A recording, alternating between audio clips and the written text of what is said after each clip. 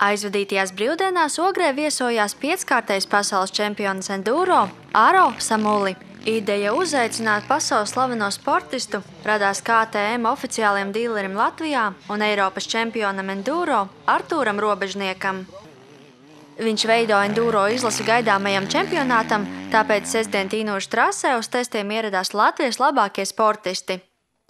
Aro Samuli atzīst, jaunajiem latviešu sportistiem ir potenciāls.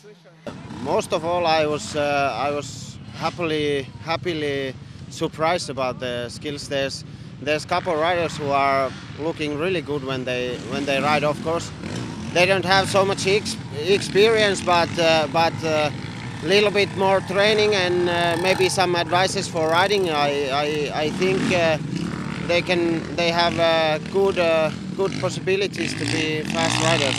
Tātad pasākumu organizējām, lai apzinātu spēcīgākos Latvijas enduro braucējus. Kaut gan, aptuveni, ja mēs zinām, kurš ir kurš, bet šī gadījumā visi brauc ar vienādiem motocikliem.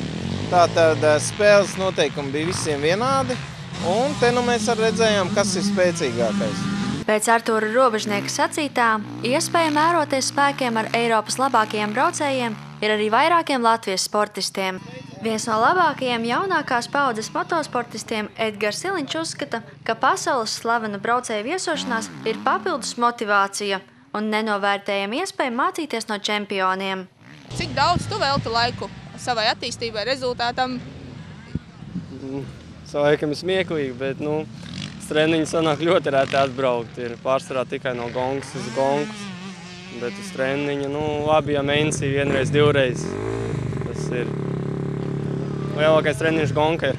Tie testi notika 3-4 stundas. Tik īsā laikā jau neko daudz nevar pamācīt, bet būtiskas lietas arī šīs stundās viņš varēja jauniem sportistiem pateikt, pamācīt.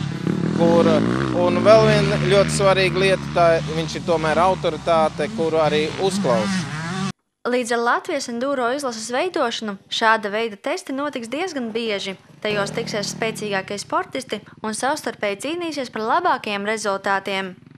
Izlase tiek veidot ar mērķi startēt Eiropas čempionātā, un organizatori neizslēdz iespēju spēkus pārbaudīt arī nāciju kausā. Dācis Tribotska, Zanda Tereško, Ogres televīzija.